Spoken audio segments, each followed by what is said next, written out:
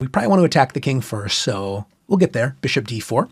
But I just wanted to point out, if we look at things that are under fire, under pressure, we have a bishop staring contest down the long diagonal, but the bishop is defended twice.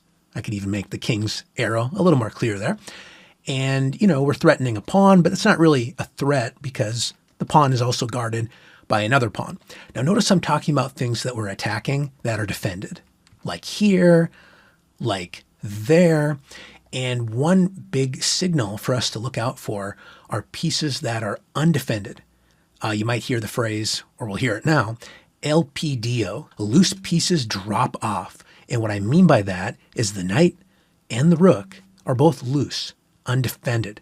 And notice if I connect the squares here, they're on the same dark square diagonal. So if our bishop could somehow, float over here, well, now we would be forking the bishop and the knight like this. Now, how can we get there? Well, look at that. The king is exposed on a dark square, and so we can gain a critical tempo with bishop d4. We attack the king.